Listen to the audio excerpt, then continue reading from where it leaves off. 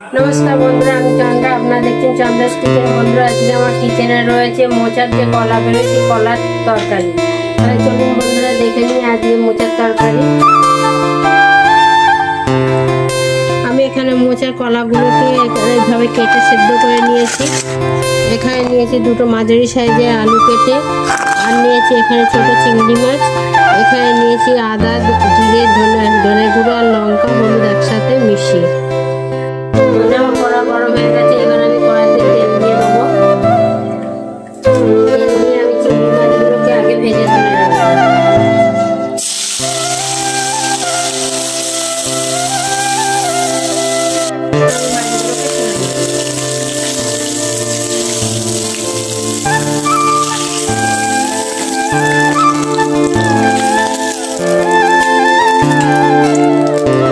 এরপর আমি কড়াইতে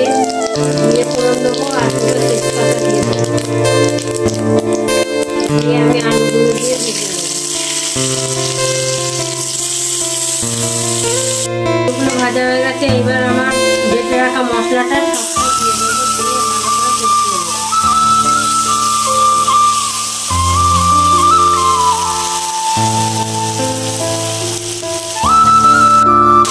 আমার মশলাটা কষানো হয়ে গেছে, এবার আমি পরিমাণ মতো মিষ্টি দিয়ে দিলাম।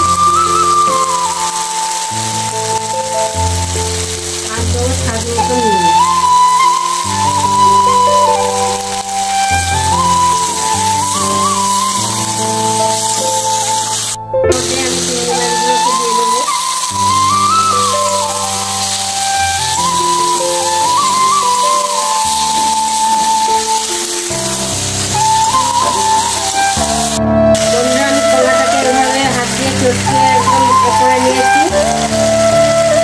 চটকে নিয়েছি। এবার আমি কড়াইটাকে দিয়ে দেবো।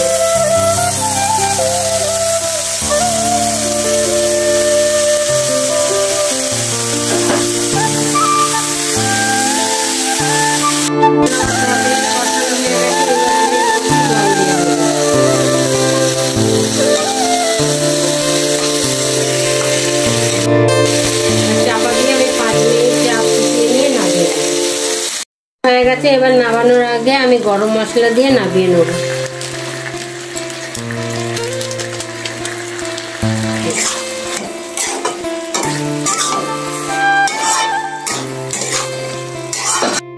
তাহলে বন্ধুরা দেখলেন আজকে আমার মোচার কলার তরকারি।